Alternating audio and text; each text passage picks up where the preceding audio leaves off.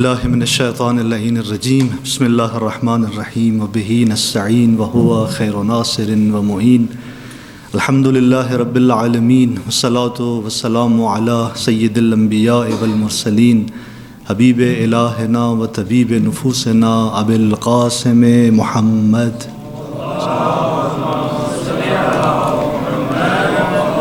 وعلى آلہ الطیبین الطاہرین المعصومین سیما بقیت اللہ فی العارضین روحی و ارواح العالمین لتراب مقدمہ الفداء اما بعد فقد قال اللہ تبارک و تعالی فی کلامہ المجید بسم اللہ الرحمن الرحیم ان الساعة آتیة اکاد اخفیها لتجزا کل نفس بما تسعى. درود پڑھیں محمد و آل محمد.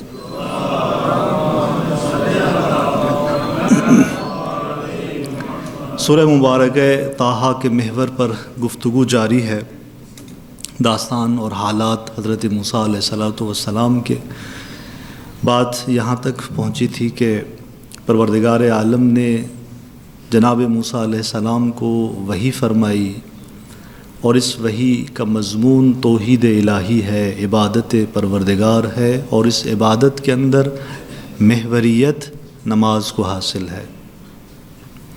کہا فاعبدنی، بس عبادت کرو میری، واقم الصلاۃ لذکری، اور قائم کر نماز کو میرے ذکر کے لیے. اور اس کے بعد ارشاد فرمایا کہ ان الساعۃ آتیۃ، یقیناً بے شک قیامت آنے والی ہے. اکاد اخفیہا، اکاد اخفیہا کہ میں قریب ہے کہ اس کو کیا کر دوں، چھپا دوں، مخفی کر دوں. لتجزا کل نفس بما تسعی، تاکہ ہر نفس کو بدلہ دیا جائے جو وہ کوشش کرتا ہے، جو وہ انجام دیتا ہے. اور پھر کہا فلا یصدنک عنہا، اے موسیٰ آپ کو کوئی نہ روکے. کون نہ روکے؟ کس سے نہ روکے؟ عنہا، اس قیامت سے نہ روکے. من لا یؤمن بہا، وہ جو اس قیامت پہ ایمان نہیں رکھتا. واتبع ہوا، اور وہ جو اتباع کرتا ہے اپنی خواہشات نفسانی کی. فتردا، اگر ایسا ہوا تو پس تو ہلاک ہو جائے گا. یہ تربیت ہے اپنے نبی کی کہ بارگاہ الہی میں خداوند متعال اپنے محضر میں اپنے نبی کی یوں تربیت فرما رہا ہے. نبی عصمت کے مقام پر فائز ہوتا ہے، لیکن ہر لمحہ جہاں لفظی اعتبار سے، اپنے کلامی اعتبار سے پروردگار اپنے نبی کو نصیحت کر رہے ہیں، وہاں پر تکوینی اعتبار سے، وجودی اعتبار سے بھی پروردگار اسی ذات کے باطن پر عنایات کرتے ہیں تاکہ وہ یوں کمالات کو طے کرتا ہوا آگے بڑھے.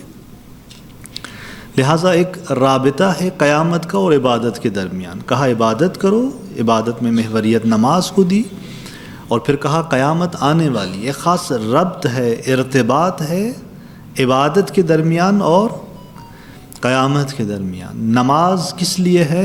حیات ابدی کی تیاری کے لیے ہے. قیامت کون سا عالم ہے؟ ابدی عالم ہے، نورانی عالم ہے، اور اس عالم کے لیے اس نماز کے ذریعے تیاری کروائی جا رہی ہے، اس عبادت کے ذریعے تیاری کروائی جا رہی ہے. کہا اقم الصلاۃ، اور پھر کہا ان الساعۃ آتیۃ. کیوں نماز پڑھیں ہم؟ کیونکہ قیامت آنے والی ہے. یعنی اس دنیا کے اندر پروردگار کہہ رہا ہے کہ صرف جینے کے لیے آپ کو نہیں بھیجا گیا، آپ کو اس دنیا کے اندر بھیجا گیا ہے تاکہ آپ ابدی حیات کے لیے اپنے آپ کو تیار کر سکیں. لہٰذا ایک بڑا بحران جو ہمارے لیے ہے، ایک بڑا مسئلہ جو ہمارے لیے ہے، وہ کیا ہے؟ ہماری جو فکر ہے اس کا افق قیامت سے خالی ہے. ہماری فکر کا افق کیا ہے؟ ہماری فکر کے اندر قیامت نہیں ہے، قیامت سے ہم غافل ہیں. اپنی محفلوں کے اندر، گفتگوؤں کے اندر، اپنے منصوبوں کے اندر، تمام تر اپنے حالات کے اندر قیامت ہمارے حساب و کتاب میں ابھی نہیں ہوتی. جب نہیں ہوتی تو یہ ایک بہت بڑا بحران ہے. لہٰذا پروردگار متوجہ کر رہا ہے اس مسئلے کی طرف. اس داستان حضرت موسیٰ علیہ السلام. قیامتی سوچ کا مطلب یہ نہیں ہے کہ اگر قیامتی فکر میرے اندر آ جائے تو میں دنیا کو چھوڑ دوں، نہیں.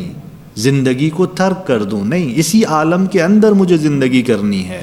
کیسی زندگی کرنی ہے، اس طرح سے کہ اس دنیا کو ہدف نہیں بنانا، اس طریقے سے کہ اس عالم کو کیسا دیکھنا ہے، یہ اس آخرت کی کیا ہے، کھیتی ہے، اس کو ایک زرعی زمین سمجھیں، اسی عالم کے اندر اپنے آپ کو بنائیں تاکہ انسان اس عالم کے اندر جو قیامت کا ہے اتر سکے، جو ابدی عالم ہے، جو نورانی عالم ہے۔ کیسا عالم ہے؟ جہاں پر پردے ہٹ جانے ہیں، جہاں پہ ہر چیزیں ظاہر ہو جانی ہیں، ایک نورانی عالم ہے۔ کہا کہ اشرقت الارض بنور ربہا، جب قیامت کے حالات کو بیان کیا، کہا کہ زمین اپنے رب کے نور سے منور ہو جائے گی، یا کہا یوم تبدل الارض غیر الارض، جہاں پہ زمین ایک اور مرحلے میں آ جائے گی، زمین تبدیل ہو جائے گی، تبدیل کر دی جائے گی۔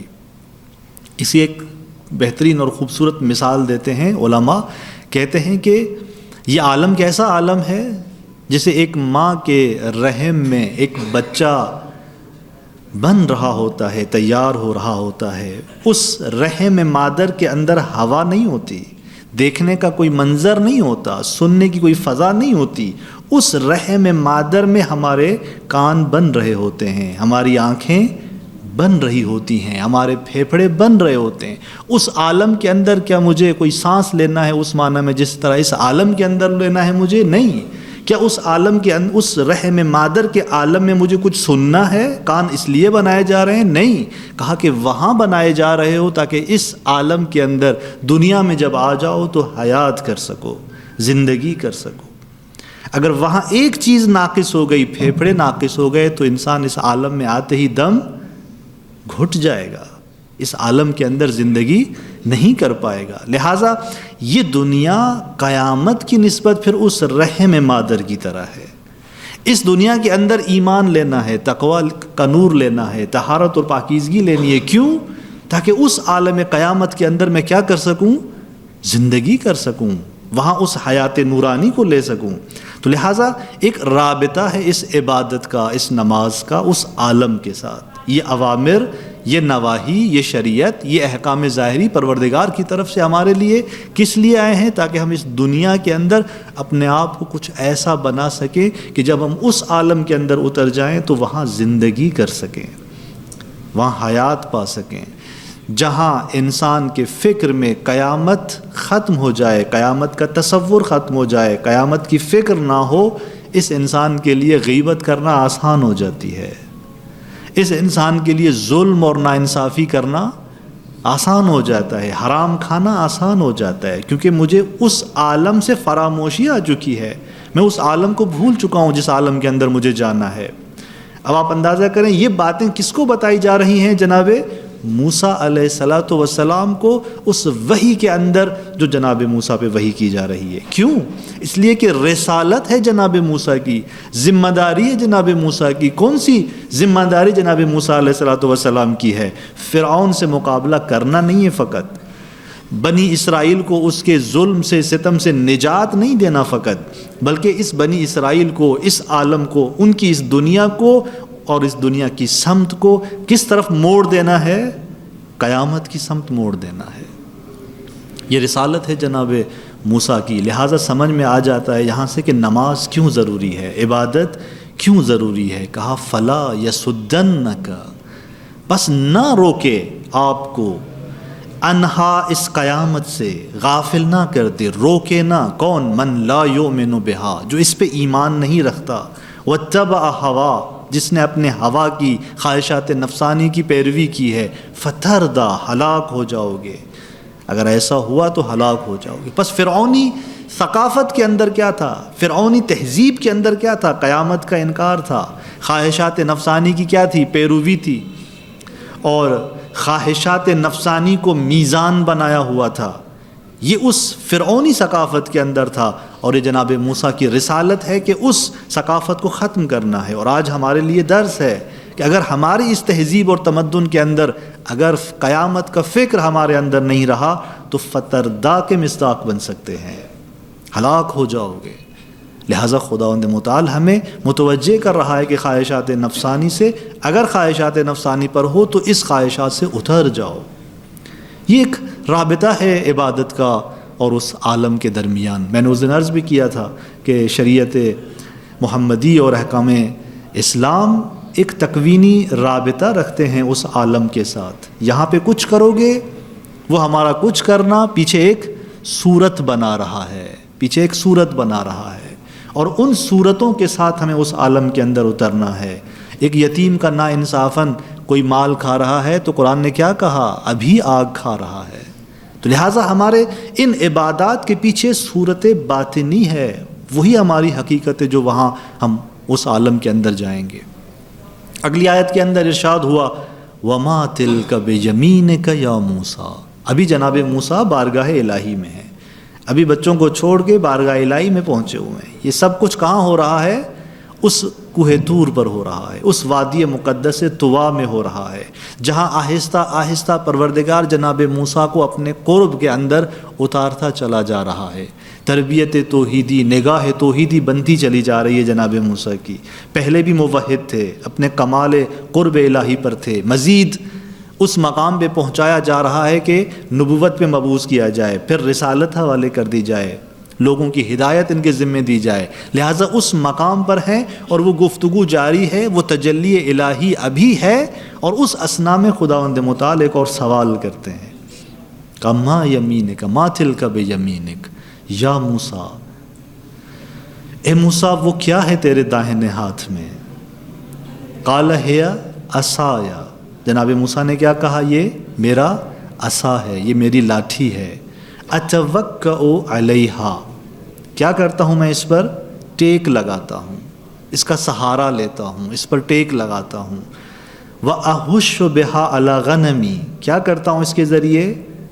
پتے جھاڑتا ہوں. کس کے لیے؟ اپنی بکریوں کے لیے. ولی فیہا معارب اخرى. اور اسی کے اندر میری اور بھی حاجتیں ہیں، ضرورتیں ہیں.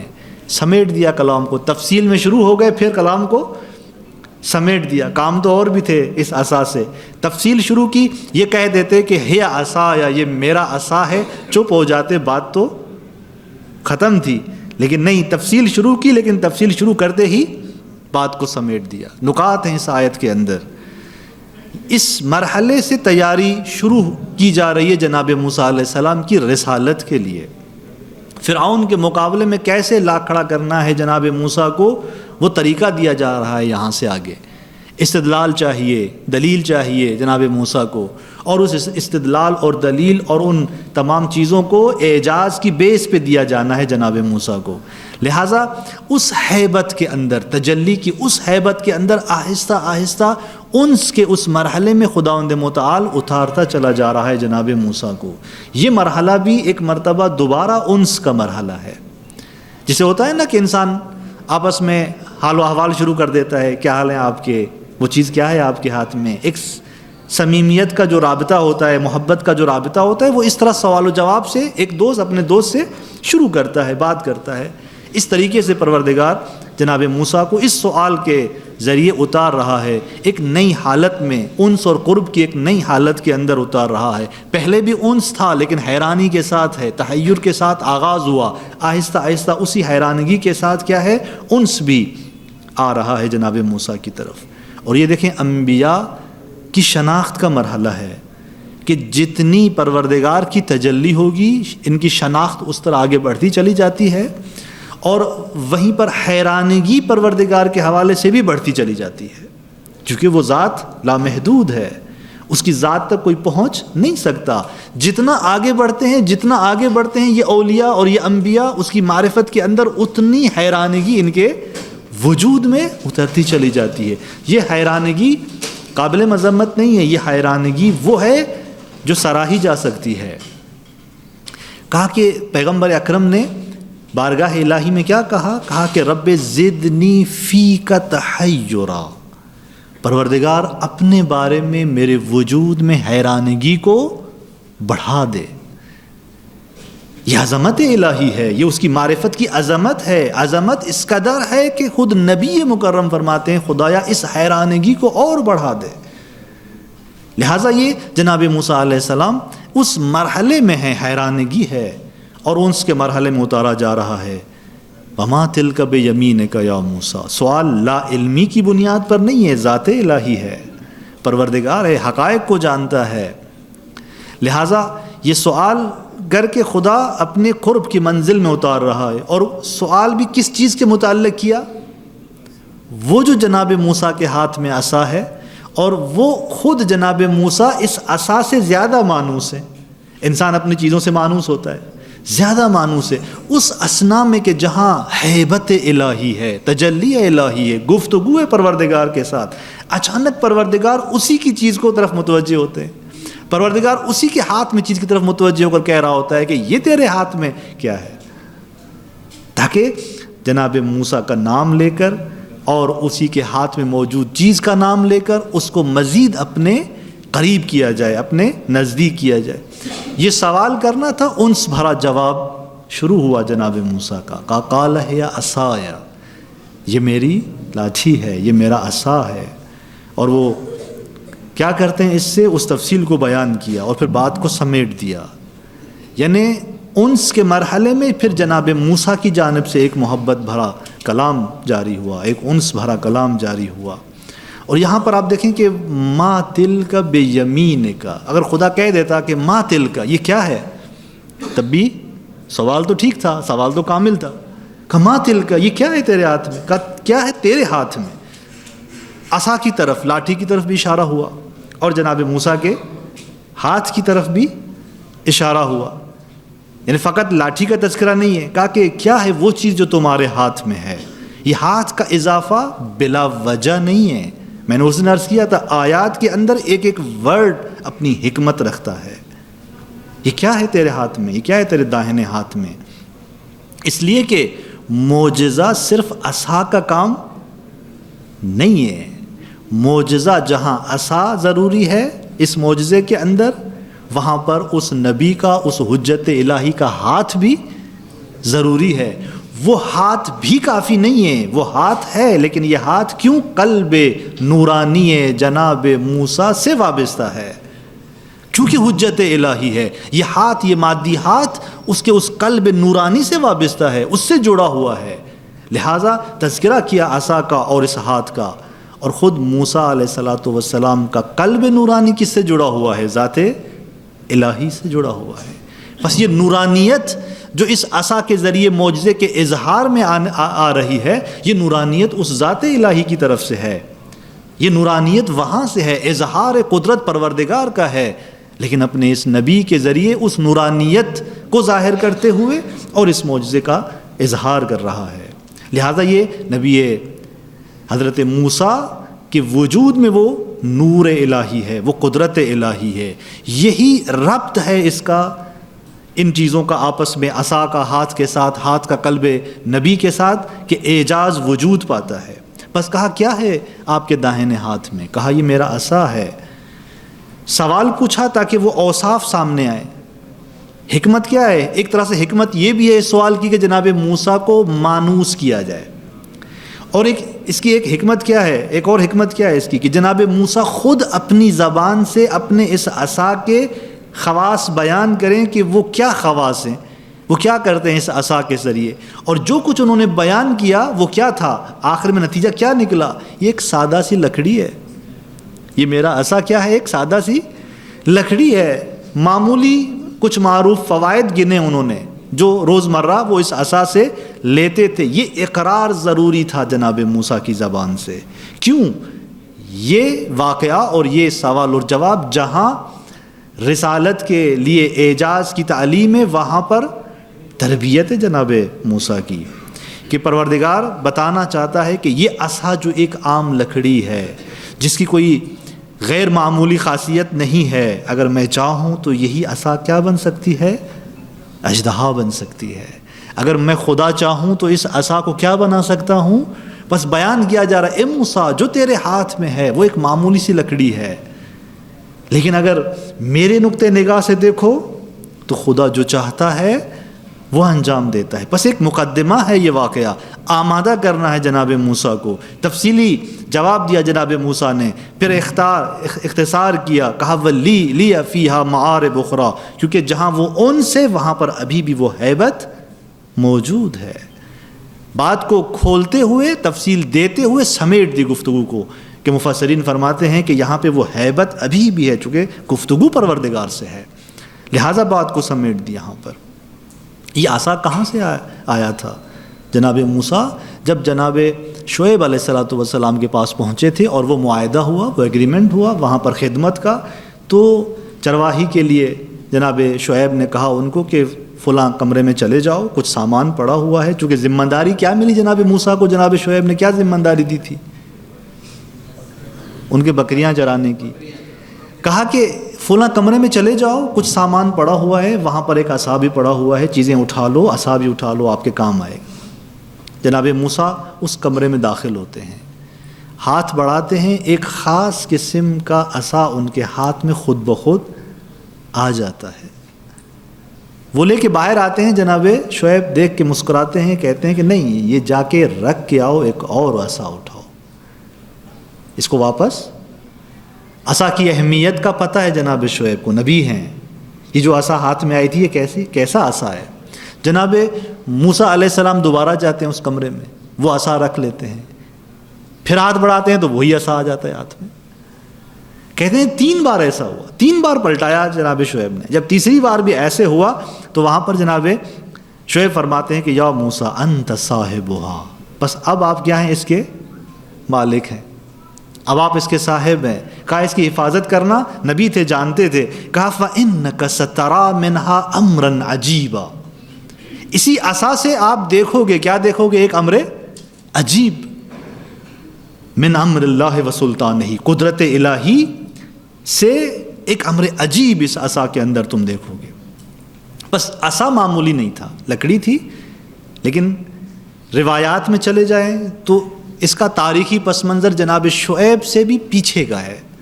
کہا جناب آدم جب اس زمین پر آئے تو جس جنت میں وہ تھے، یہ عصا وہاں سے جناب آدم کے ہاتھ میں تھا، اور یہ عصا وہیں سے آیا ہے، پھر یوں جناب نوح کے ہاتھ میں تھا، یوں انبیاء کو منتقل ہوتا چلا آیا، یہاں تک کہ جناب شعیب تک، اور جناب شعیب کے بعد حضرت موسیٰ کے پاس آیا، اور امام معصوم فرماتے ہیں کہ وَإِنَّهَا لَعِندَنَا، اب یہ عصا کس کے پاس ہے؟ ہمارے پاس ہے۔ امام نے فرمایا یہ عصا ہمارے پاس ہے۔ اسی وقت جب امام نے کہا کہ یہ عصا ہمارے پاس ہے، گفتگو جاری تھی اپنے اصحاب سے، کہا کہ میں ابھی اس عصا کو دیکھ کر آیا ہوں، اسی طرح سرسبز ہے جیسے یہ درخت سے لی گئی تھی۔ یہ عصا کوئی معمولی نہیں تھی، یہ اگر کوئی معجزہ پروردگار کا اس جہان کی مادی چیزوں کے ذریعے ظاہر ہو رہا ہوتا ہے، قدرت الہی سے اور اس کے اظہار قدرت سے، وہ اعجاز تو رونما ہو رہا ہوتا ہے، لیکن اگر اس عالم کی چیزیں بیچ میں ہوتی ہیں اس معجزے کے اندر، تو وہ چیزیں مادی ہوتے ہوئے بھی معمولی نہیں ہوتی، خاص ہوتی ہیں۔ تو لہٰذا یہ عصا امام کے پاس ہے جناب۔ اس طرح چیزوں کی نسبتوں سے اس کی عظمت بنتی ہے۔ ہمارے جیسے آپ کہیں کہ خود جب انسان خدا نے پیدا کیا تو روح کہاں نسبت دی؟ نفخت فیہ من روحی، نسبت پیدا ہو گئی روح الہی سے، یعنی کیا مطلب؟ انسان اس قدر عظیم ہے، ہم نے اپنی عظمت کو بھلایا ہوا ہے۔ انسان اس قدر عظیم ہے، کہا میں نے اپنی روح میں سے اس میں پھونکا ہے۔ حجر اسود کہاں کا پتھر ہے؟ جنت کا پتھر ہے، تبھی تو امام کی امامت کی گواہی میں بول بھی لیتا ہے۔ مادی سی چیز ہے، اس عالم کی کوئی بھی چیز شعور سے آری ہو ایسا ہے نہیں۔ ہر چیز کیا رکھتی ہے؟ شعور رکھتی ہے، شعور اپنے اعتبار سے، انسان کا شعور اپنے اعتبار سے، انسان کے اندر جو کیپیسٹی ہے اختیار کی، ارادے کی اور بہت سارے کمالات کی، اس کا شعور اپنے حساب سے ہے، ہر چیز کا شعور اپنے حساب سے ہے۔ مادیت کی نگاہ سے بالاتر دیکھیں تو ہر چیز حی ہے، ہر چیز کے اندر شعور ہے، ہر چیز بارگاہ الہی میں تسبیح کر رہی ہے، ہر چیز امام کو پہچانتی ہے، ادب کرتی ہے۔ حیوانات سامنے آ جاتے ہیں، ادب کرتے ہیں، پہچانتے ہیں۔ حجر اسود نسبت ہونے کے سبب اس قدر شرافت رکھتا ہے، یہ پتھر گواہی دینے لگتا ہے۔ امام نے روایت میں کہا کہ اس عصا سے بات کرو، جواب دیتی ہے، بات کرتی ہے۔ تو لہٰذا یہ وہ عصا ہے، اور جناب موسیٰ کے زمانے میں کیا کیا تھا اس عصا نے؟ اپنے معجزے کے ذریعے جو جناب موسیٰ نے معجزہ ظاہر کیا اس عصا کے ذریعے، تو کیا کیا تھا؟ اس کی تفصیل آگے آنے والی ہے سورہ طٰہٰ کے اندر، میں اس کا خلاصہ بیان کرتا ہوں کہ نتیجہ کیا ہوا تھا۔ جو دھوکہ اور فریب تھا اس کو اس عصا نے ختم کر دیا تھا۔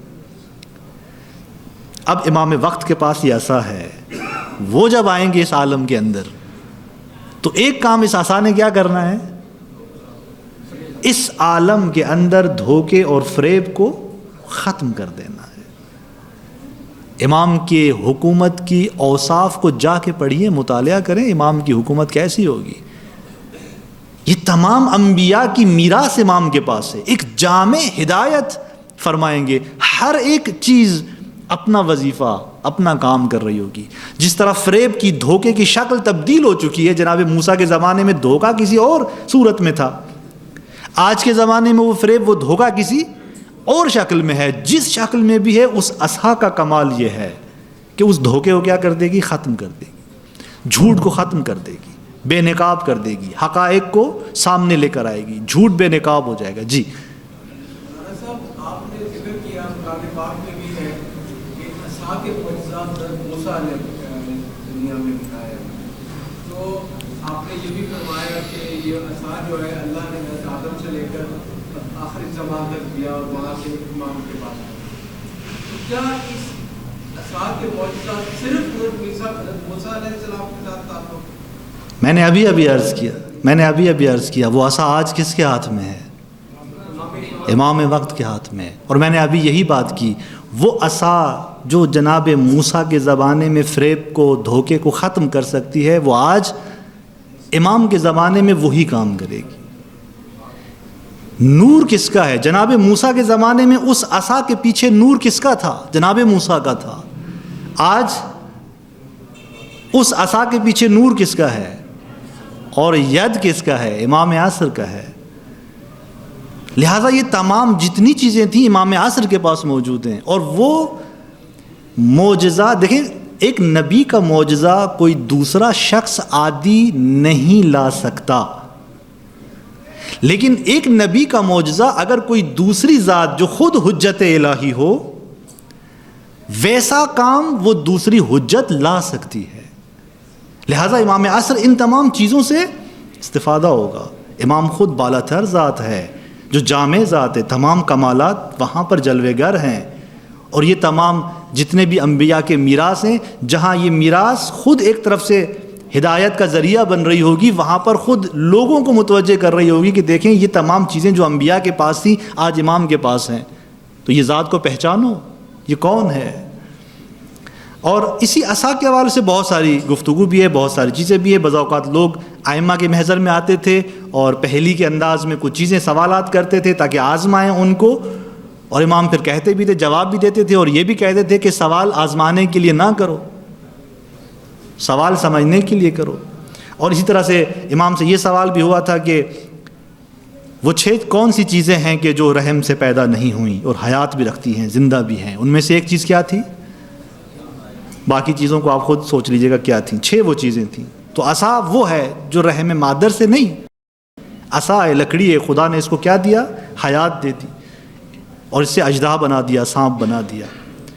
اب یہاں تک جب بات پہنچی اور یہ گفتگو جب یہاں تک پہنچی، اقرار اور اعتراف بھی ہوا جناب موسیٰ کی زبانی کہ یہ عام سی لکڑی جسے میں روزمرہ کے کام کر رہا ہوتا ہوں یہ وہ ہے۔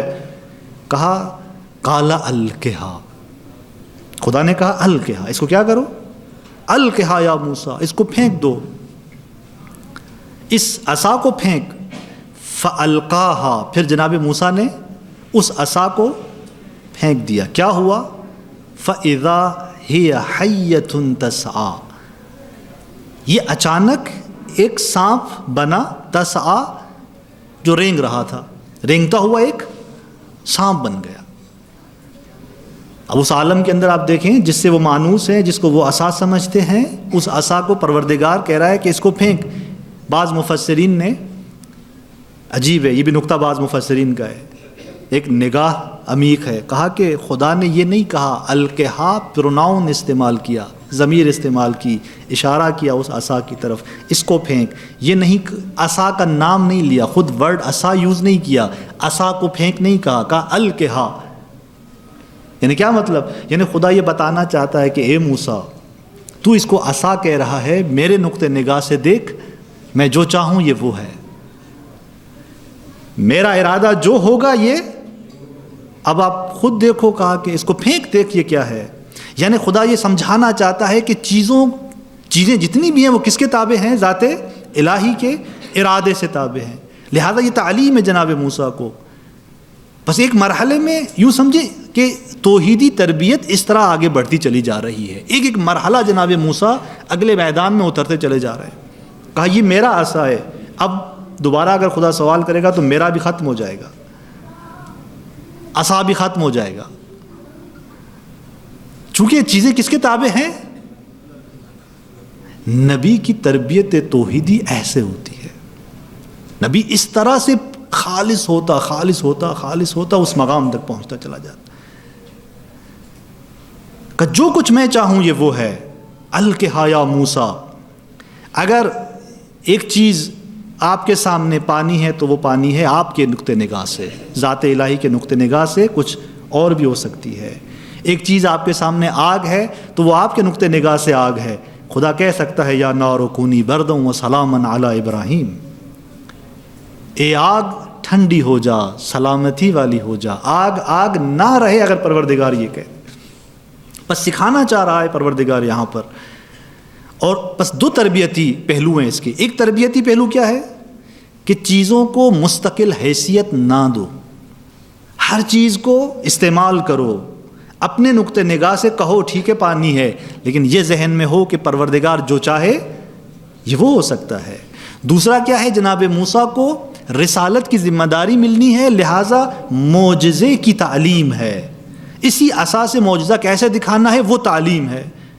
اور پھر کیا کہا؟ قال خذھا ولا تخف. جب پھینک دیا سانپ بن گیا، اب کیا فرما رہے ہیں کہ خذھا، اس کو پکڑ لو، ولا تخف، اور ڈرو مت. سنعیدھا سیرتھا الاولیاء، میں اس کو عنقریب پلٹا دوں گا اسی پہلی والی حالت پر. سیرت کہتے ہیں حالت کو، اس پہلی والی حالت پہ پلٹا دوں گا. کیا جناب موسیٰ ڈر گئے تھے؟ اس آیت سے سمجھ میں نہیں آتا. کہا لا تخف، نہ ڈرو. یہ نہ ڈرنا دو معنی رکھتا ہے. ایک مرتبہ یہ کہ حکم کیا جا رہا ہے موسیٰ کو کہ یہ کام کر رہے ہو، اس کو پکڑ رہے ہو، لیکن ڈرنا مت. ایک مرتبہ خدا کا خطاب ایک اور رنگ رکھتا ہے. وہ کیا؟ تکوینی پہلو رکھتا ہے. یعنی اگر خدا نے کہا لا تخف تو یعنی سکون ایجاد کرنا چاہتا ہے پروردگار، اطمینان ایجاد کرنا چاہتا ہے تکوینی اعتبار سے. جسے میں نے عرض کیا تھا پچھلے سال، جناب یوسف علیہ السلام کو جب کنویں میں ڈالا گیا تھا تو وحی الہی ہوئی تھی. ابھی نبی نہیں ہوئے تھے اس مرحلے میں جناب یوسف. یہ وحی کیا کام کر رہی تھی؟ وہ وحی الہی اس کے قلب کو مطمئن کر رہی تھی. یہ وہ تکوینی مرحلہ ہوتا ہے. لہذا یہ لا تخف دونوں معنی مراد لیے ہیں مفسرین نے. یہ بھی ہو سکتا ہے کہ پروردگار نے ایک حکم دیا کہ اپنے آپ کو اس طرح سے قرار دو کہ ڈرو مت. اور یہ بھی ہے کہ تکوینی اعتبار سے ایک ایسی عنایت، ایک ایسی نورانیت اس جملے سے پروردگار نے جناب موسیٰ کے وجود میں داخل کر دی کہ وہ ڈر وہاں سے اگر ہے بھی تو نہ ہو، اگر نہیں آیا تو پھر آئے بھی نہ. لیکن سورہ قصص میں ہم دیکھتے ہیں کہ وہاں پہ ایک کیفیت سامنے آتی ہے کہ جیسے ہی یہ سانپ بن گیا عصا تو جناب موسیٰ ایک مرتبہ پیچھے ہٹے تھے. وَلَّا مُدْبِرًا وَلَمْ يُعَقِّبْ، وہاں پہ جملے ہیں. وہاں پہ مفسرین فرماتے ہیں کہ یہ جو پیچھے ہٹے تھے اور واپس نہیں آئے، یہ وہ ابتدائی مرحلے میں جیسے فطری طور پر اچانک ایک چیز جب کوئی اور چیز ہو جائے اور فطری اعتبار سے انسان تھوڑا سا پیچھے ہٹ جاتا ہے، یہ وہ اگر ڈر ہے تو یہ وہ والا ہے. اور وہیں پر جناب موسیٰ اپنی اس تعلیم کے اندر دیکھتے ہیں کہ نہیں، یہ تو عصا خدا کے اذن سے جیسے سانپ ہو گئی ویسے واپس پلٹ گئی. اب اس مرحلے کو دیکھنے کے بعد وہ مرحلہ عادی ہو جاتا ہے جناب موسیٰ کے لیے. اس کے بعد وہ خوف باقی نہیں رہتا اگر وہ ابتدا میں خوف بھی تھا. لہٰذا جب جادوگروں کے سامنے ہوتے ہیں اور وہاں پر یہ سچویشن سامنے آتی ہے، چونکہ اس کے بعد تو بارہا جناب موسیٰ نے یہ کام انجام دیا، حتیٰ جادوگروں سے پہلے بھی یہ کام انجام دیتے رہے، لیکن جب جادوگروں کے سامنے آئے اور وہاں پر ایک جملہ ہے جو آگے سورہ طٰہٰ کے اندر آئے گا، فَأَوْجَسَ فِي نَفْسِهِ خِیفَةً موسیٰ، کہ جب انہوں نے اپنی لاٹھیاں رسیاں پھینکیں اور وہ سانپ بن گئے تو ایک مرتبہ جناب موسیٰ نے اپنے اندر خوف کا احساس کیا. یہ کون سا خوف ہے؟ وہاں پہ میں تفصیل بیان کروں گا، خود معصومین کے بیانات کے اندر اس کو واضح کیا گیا ہے. امام فرماتے ہیں جناب موسیٰ کے اندر وہ جو خوف اس مرحلے میں آیا تھا، یہ خوف اس وقت لوگوں کی نادانی اور جہالت کے خوف سے تھا، کہ ایسا نہ ہو کہ یہ لوگ ان چیزوں کو دیکھ کر یہاں پہ کیا ہو جائیں، گمراہ ہو جائیں. جنگ صفین میں ہوا تھا نا، قرآن نیزوں پہ جب بلند ہوا، لوگوں کی جہالت سے فائدہ اٹھایا گیا، لوگوں کی جہالت سے، تلوار سے اور شمشیر سے تو وہ جیت نہیں پا رہے تھے. اسی کے کسی ایک مکار نے کیا کہا کہ میں دکھاتا ہوں کیسے جیتتے ہیں ہم جنگ. کیا کیسے جیتیں گے؟ کہا کہ لوگوں کی نادانی سے، لوگوں کی جہالت سے فائدہ اٹھاؤ. کہ کیسے؟ کہا قرآنوں کو بلند کرو. یہ لوگ نادان ہیں، قرآن دیکھ کے اپنے وقت کے امام کے سامنے آ جائیں گے. قرآنوں کو نیزوں پہ بلند کیا گیا اور وہی نادانی، وہی جہالت سامنے آ گئی، اور اسی جہالت کی وجہ سے وہ اپنے وقت کے امام کے مقابلے میں آ کے کھڑے ہو گئے. تو لہٰذا یہ خوف ہے جہالت کا جناب موسیٰ کو اس مرحلے کے اندر، کہ یہ وہاں پر جا کر ہم بیان کریں گے. تو بس یہاں پہ کیا ہوا، ایک مادی سی چیز تھی، عام سی لکڑی تھی، سانپ بن گئی، واپس پھر وہ اس عصا میں بدل گئی. بظاہر تو ایک ناممکن کام لگتا ہے، یہ کیسے ہو گیا، یہ کیسے ہو سکتا ہے؟ دیکھیں، ایک مرتبہ ایک ناممکن سی چیز ہوتی ہے آپ کے عقلی اصولوں کے مطابق. عقلی اصول قبول نہیں کرتے ایک مسئلے کو. جیسے مثال 2+2 کتنے بنیں گے؟ میں کہوں 5 ہیں، قبول کریں گے آپ؟ کیوں؟ عقل انسانی قبول نہیں کرتی اس کو. ایک مرتبہ یوں کا محال ہوتا ہے، ناممکن ہوتا ہے. ایک مرتبہ نہیں، میں چونکہ اس عالم میں زندگی کر رہا ہوں، میں نے اس عالم کو دیکھا ہے، اس عالم کے اندر مادی سسٹم ہے، مادی جہان ہے. اگر کوئی ایک چیز وجود پاتی ہے تو مراحل طے کر رہی ہوتی ہے، مراحل طے کر رہی ہوتی ہے. یہ کیسے ہو گیا اچانک؟ اگر اس عالم کے نقطۂ نگاہ سے دیکھو تو جی ہاں، اگر اس عام سی لکڑی کو سانپ بننا تھا تو کتنے سالوں گزرنا تھا، اس کو مٹی بننا تھا، مٹی میں آ کر یہ پودا بننا تھا، پودے سے آ کر یہ جانور بننا تھا، جانور سے آ کر یہ سانپ بننا تھا. مثلا مراحل طے ہونے تھے اس کے، لیکن ابھی لمحوں میں یہ کیا بن گئی؟ کہتے ہیں کہ یہ آپ کے اس عالم میں ایسا ہے، آپ کے نقطۂ نگاہ سے ایسا ہے، لیکن وہی ذات اگر وقت کو سمیٹ دے تو یہ کام ممکن ہے، مشکل نہیں ہے. کیوں؟ اس لیے کہ فقط چیزوں کو سمیٹنا ہے، وقت کو کیا کرنا ہے؟ سمیٹ دینا ہے. اور یہی کام ہوا تھا جناب سلیمان کے زمانے میں، ایسا ہی ایک کام ہوا تھا. بلکہ اس کا تخت کتنے دنوں میں پہنچنا تھا؟ عام حالتوں میں وہ تخت کتنے دنوں میں پہنچنا چاہیے تھا؟ اور کیسے پہنچا؟ جناب آصف بن برقیہ نے کیا کہا؟ انا آتیک بہ قبل ان یرتد الیک طرفک. اس سے پہلے کہ آپ پلک جھپکے میں کیا کروں گا، اس کو آپ کے سامنے رکھ دوں گا. کیا ہوا؟ سالوں طے ہونا تھا، لیکن ایک لمحے کے اندر آ گیا. لہٰذا یہ قدرت الہی ہے. بارگاہ الہی اگر سمیٹ دینا چاہے وقت کو تو سمیٹ دیتی ہے، مراحل کو سمیٹ دینا چاہے تو سمیٹ دیتی ہے. لہٰذا کہا خذھا، اس کو پکڑو. اور عجیب ہے، کہا کہ اس کو پکڑو اور ڈرو نہیں، میں اس کو پلٹا دوں گا اسی حالت کے اندر. نبی ہیں، مقام نبوت میں وہ شہود کے مرحلے پر ہیں، حقیقت ساری اس کے سامنے ہے، حجابات اس کے سامنے نہیں ہیں، لہذا شک و تردید نہیں ہے. میں نے عرض کیا تھا. تو یہ اعجاز کس لیے ہے؟ اپنے اس مقام نبوت کے مرحلے کے لیے نہیں ہے، بلکہ آگے رسالت کے لیے ہے. کیونکہ لوگوں کو دعوت دینے جائیں گے تو دعوت کی صداقت پر دلیل چاہیے. وہاں پر عام لوگ بھی ہیں اور صاحبان فکر بھی ہیں، دلیل ایسی ہونی چاہیے کہ دونوں کانے ہو جائیں. لہٰذا معجزہ یہ کام کر رہا ہوتا ہے. معجزہ اس طرح بظاہر سادگی میں ہوتا ہے، لیکن ایسے ہوتا ہے کہ عام لوگ بھی قبول کر رہے ہوتے ہیں، جو اہل فکر ہوتے ہیں وہ بھی اس کے اندر حقائق ڈھونڈ رہے ہوتے ہیں. تو لہٰذا یہ اس دلیل کا کمال ہے جو تعلیم دیا جا رہا ہے جناب موسیٰ علیہ الصلوۃ والسلام کو، اور یہ عصا آخر تک جناب موسیٰ کے ہاتھ میں رہتا ہے، میراث انبیاء ہے جسے میں نے عرض کیا۔ جناب موسیٰ اولو العزم نبی ہیں، اولو العزم نبی ہیں۔ اولو العزم نبی کا مطلب کیا ہے؟ جس کا پورا وجود عزم ہے، ارادہ ہے، اس قدر اس کا مقام اور منزلت ہے۔ اور ایک آیت العابدینی بزرگوار جو ہیں وہ جب اس آیت کی تفسیر کرتے ہیں، ایک عجیب جملہ دیکھا، کہتے ہیں کہ جناب موسیٰ کی توحیدی تربیت ہو رہی ہے، ایک ایک مرحلہ وہ کمال کا طے کر رہے ہیں، اور یہاں پر پروردگار جب یہ سوال کر رہا ہے تو جس طرح بہت ساری اسرار ہیں، حکمتیں ہیں اس سوال اور جواب کے اندر، اس مکالمے کے اندر بہت ساری حکمتیں ہیں۔ ایک طرف سے جناب موسیٰ علیہ السلام ابھی توحید کے عظیم منزل پر ہیں، مرحلے پر ہیں، عظمت الہی کے اندر غرق ہیں، اور وہاں پر پروردگار دوبارہ یہ سوال کر رہا ہے، وہاں پر سوال کر رہا ہے،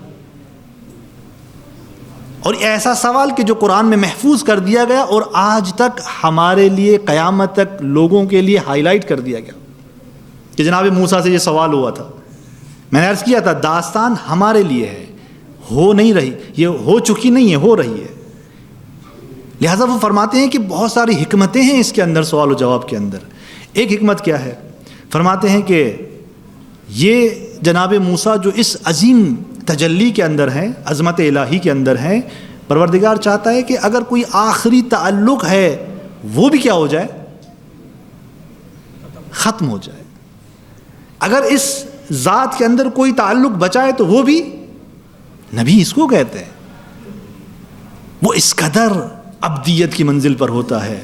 لہٰذا عصا کے ساتھ کیا ہے جناب موسیٰ کا؟ انس ہے، روزمرہ ہاتھ میں ہے، انس ہے۔ تبھی پوچھا کہ تیرے داہنے ہاتھ میں کیا ہے؟ کیا کہا؟ ہیا عصایا، یہ میرا عصا بھی ہے، اس سے میں مانوس ہوں۔ کس کا عصا ہے؟ عصا یا میرا عصا ہے؟ مالکیت آ گئی نہیں آئی؟ یہ لیپ ٹاپ میرا ہے، مالکیت آئی نہیں آئی؟ میں نے عرض کیا تھا مالکیت فقط کس کی ہے؟ انسان اس قدر چیزوں سے وابستگیوں کو ہٹا دے، اگر یہ لیپ ٹاپ واقعاً یہاں سے گر جائے، ٹوٹ جائے، مجھے کچھ فرق نہ پڑے۔ کیوں؟ دیا تھا اس نے، دیا ہے، لے رہا ہے، تو یوں وابستگیاں ختم ہو جائیں۔ میں نے تفصیل سے پچھلے سال عرض کیا تھا اس بات پر، وابستگیاں یوں ختم ہو جائیں، آخری تعلق ختم کرنا چاہ رہا ہے پروردگار جناب موسیٰ کا۔ کہا کیا کرتے ہو؟ کہا ٹیک لگاتا ہوں۔ کیا کرتے ہو؟ پتے جھاڑتا ہوں۔ کہ کیا کرتے ہو؟ کہا اور بھی ضرورتیں ہیں میری اس کے اندر۔ واضح؟ کہا کہ یہ جو مرحلہ ہے یہاں پر، کہا اس کو پھینک ذرا، اس نقطہ نگاہ سے دیکھیں، یہ بزرگوار فرماتے ہیں اس نگاہ سے دیکھیں اس آیت کو، کہا اس کو پھینک ذرا۔ پھینکا تو کیا ہوا؟ اب وہ جو میری چیز تھی کہاں ہے؟ وہ جو مجھ سے وابستہ تھی کہاں ہے؟ میرا اختیار کہاں ہے اب؟ لہذا پروردگار چاہتا ہے کہ وہ آخری تعلق بھی چھینا جائے جناب موسیٰ کا اس چیز کے ساتھ۔ اور یہ وہ مقام ہے جو پہلے ایک اسٹیپ بیان ہو چکا ہے، فخلع نعلیک، ایک مرتبہ خالی کیا جا چکا ہے جناب موسیٰ، دوبارہ مزید اس کو آگے بڑھایا جا رہا ہے۔ یہ تربیت توحیدی ہے۔ لہذا جس چیز کے ساتھ انس ہے، جس کو سہارا لیا جا رہا ہے، خدا چاہ رہا ہے اس سے جدا بھی نہ ہو بلکہ اس پر سہارا بھی نہ ہو۔ وہ چیز جس پہ سہارا تھا نا، کیا بن گئی؟ وہ لاٹھی کیا بن گئی؟ یعنی سانپ بن گئی۔ عین ممکن ہے یہ سامنے آ جائے جناب موسیٰ کی، ڈرے بھی تھے، فطری طور پر پیچھے بھی ہٹے تھے، عین ممکن ہے یہ سامنے آ جائے، بس وہ چیز جو میرے ہاتھ میں ہے عین ممکن ہے وہ میرے خلاف ہو جائے۔ ایک عالم دین کسی دنیا کے کونے میں غرق ہے خدا کے اندر، اور اس کا غرق ہونا بتا رہا ہے کہ وہ کسی طاقت کے آگے ڈر اس لیے نہیں رہا۔ وہ کسی طاقت کے آگے کیوں ڈر نہیں رہا اس عالم کے اندر؟ اس لیے کہ یہ آپ کے علماء نگاہ توحیدی میں انہی انبیاء کی اتباع کر رہے ہوتے ہیں. یہ علماء اپنی اس نگاہ توحیدی میں انہی انبیاء کی اتباع کر رہے ہوتے ہیں. مسیر ان کی وہی ہے, راستہ ان کا وہی ہے, سنت الہی کو دیکھ رہے ہیں. وہ کتنے لشکر سے آ جاؤ گے, آ جاؤ, میرے ساتھ کون ہے؟ ذات الہی ہے, میں اس کے اندر غرق ہوں, میرا ذمہ کیا ہے, میں اپنے ذمے پہ چلوں گا, نتیجہ کیا ہے اس کے حوالے ہے, نتیجہ اس کے حوالے ہے. لہٰذا جو غرق ہوتا ہے توحید کے اندر, جس کی نگاہ توحید ہوتی ہے, وہ کسی چیز سے ڈرتا نہیں ہے. اور خاص طور پر وہ ظالم, وہ کافر جو خدا کا انکاری ہو, جو خدا کے مقابلے میں ہو, اس سے کیسے ڈرے گا وہ؟ لہٰذا کل کسی بیان کو سنا ہوگا آپ نے کہ ہمیں تعجب ہے یہ لوگ ابھی تک ڈر نہیں رہے. کیوں؟ سمجھے نہیں ہے یہ اس انسان کو. یہ تشیع کی طاقت ہے.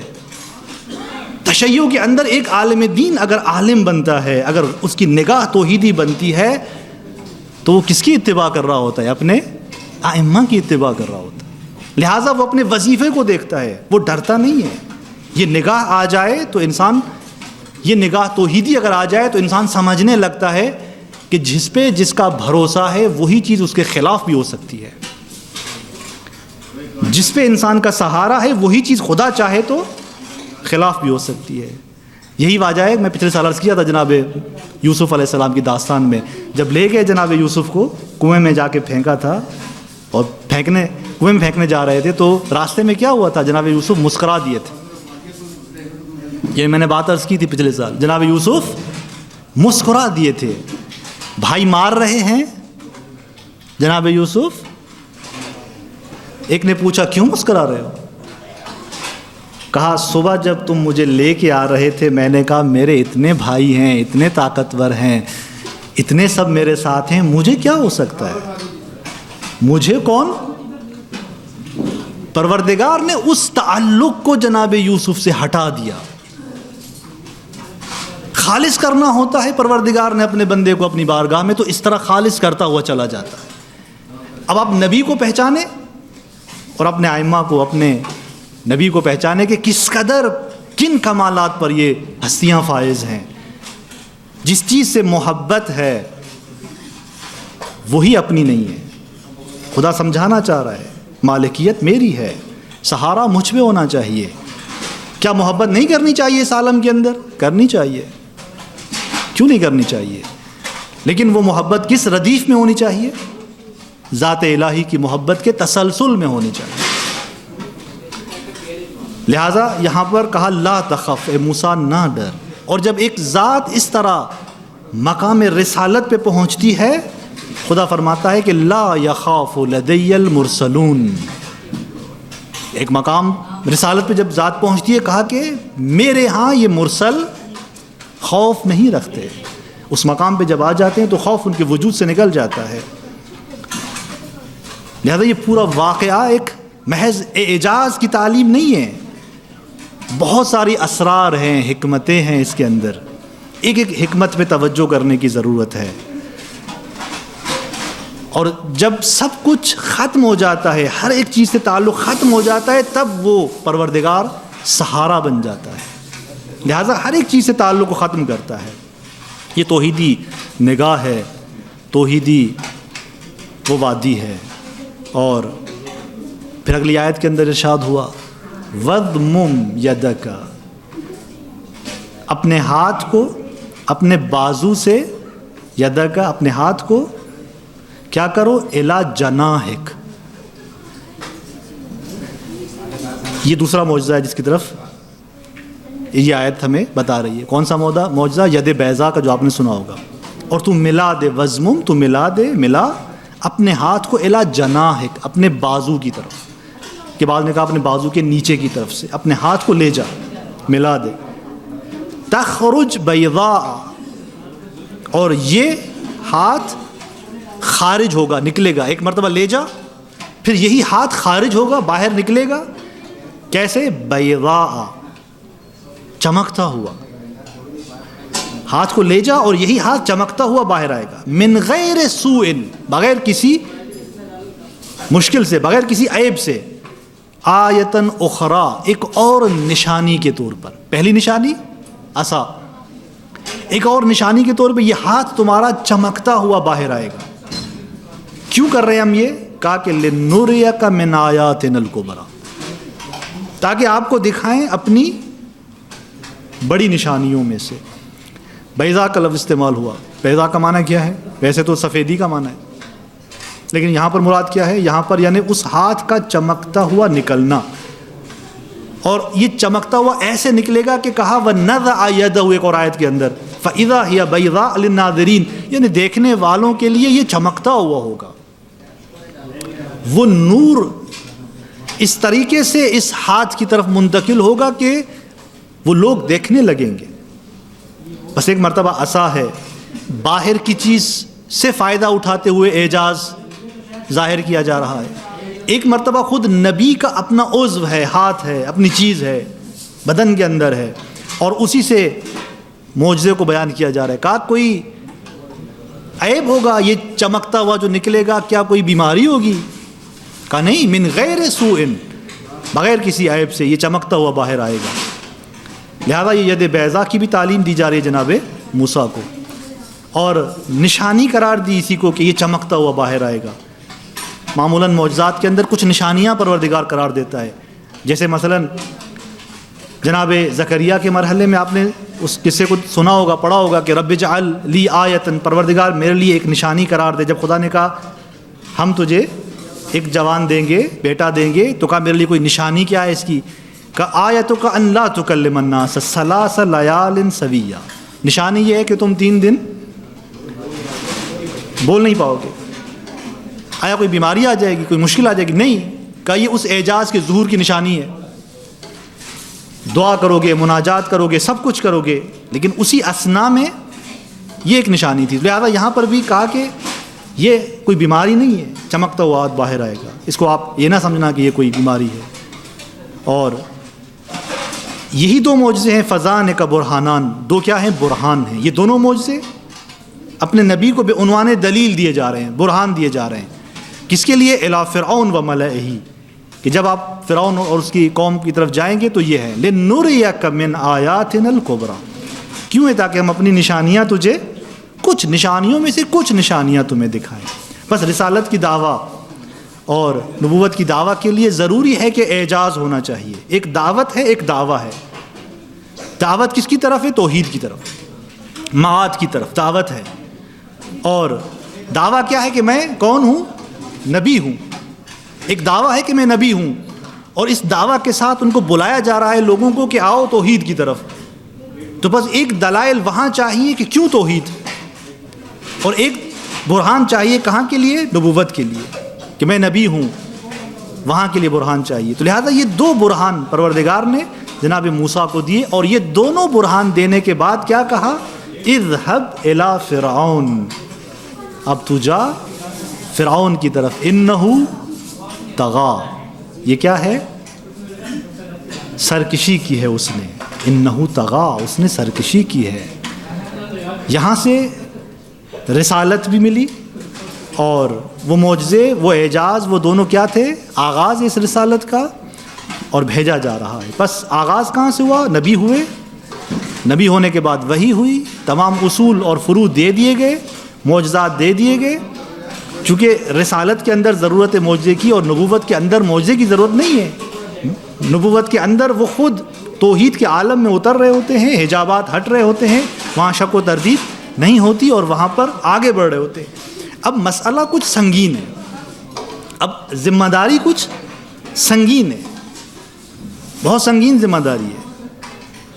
یعنی نبوت کا فیض اور ادھر رسالت کی سنگینی کو آپ ذرا دیکھیں. کہاں جا رہے ہیں جناب موسیٰ؟ فرعون کے پاس. فرعون کیسی شخصیت تھی؟ کہا ما علمت لکم من الہ غیری. ایک آیت کے اندر کیا ذکر ہوا؟ فرعون کیا تھا؟ الوہیت کا دعویٰ کرتا تھا، میں تمہارے لیے اپنے علاوہ کسی کو معبود نہیں جانتا. دوسرا دعویٰ کیا تھا اس کا؟ انا ربکم الاعلی، اور میں بڑا پالنے والا ہوں، معبود بھی میں ہوں. کہا رب بھی میں ہوں. اس طرف سے یہ ایسی شخصیت تھی, فکری اعتبار سے یہ وہ تھا. اور تیسری خاصیت کیا تھی اس کے اندر؟ سیاسی دہشت گردی, جسے آپ اپنے معاشرے کے اندر ظلم اور وہ ناانصافیاں جو یہ روا رکھے ہوا تھا. لَأُصَلِّبَنَّكُمْ فِي جُذُوعِ النَّخْلِ کی حد تک سولیاں لٹکا دیتا تھا. یذبح ابناءہم, ان کے بچوں کو ذبح کر دیتا تھا. اس عالم میں, اس سچویشن میں جناب موسیٰ کو بھیجا جا رہا ہے. یہ واقعہ ہے تطبیق اپنے زمانے پہ. کرتے چلے جاؤ, آج کے زمانے کا فرعون دیکھتے چلے جاؤ. آج کے زمانے کا فرعون دیکھو, اس کے مقابلے میں اگر کوئی الہی طاقت ہے, کوئی روحانی طاقت ہے جس کی نگاہ توحیدی ہے, وہ انہی قصوں سے, انہی داستانوں سے عبرت لے رہا ہوتا ہے. یہ عالم دیکھ رہا ہے آج کے فرعون کے مقابلے میں آج کی روحانی شخصیت دیکھ رہی ہے کہ اس زمانے میں کیا ہوا تھا, سنن الہی کیا تھی, جناب موسیٰ کو کس سمت بھیجا گیا تھا, وہاں فرعون کی طاقت کیا تھی, کیسا انسان تھا وہ, کتنا سفاک تھا, کیسے جو ہے وہ لوگوں کو سولیوں پہ لٹکاتا تھا, بچوں کو کیسے ذبح کرتا تھا. انسانیت نام کی چیز اس کے اندر نہیں تھی. مشن کیا ہے موسوی مشن, یہاں پر جناب موسیٰ کا مشن کیا ہے؟ ایک ایسا انقلاب برپا کرنا ہے جو انقلاب ایک طرف سے ان الوہیت اور ربوبیت کے جھوٹے دعووں کو ختم کر دے, اور ادھر سے ایک دینی اقدار کی بنیادوں پر تمدن ایجاد کرے, ایک نیا تمدن, ایک نئی حکومت الہی اقدار پر.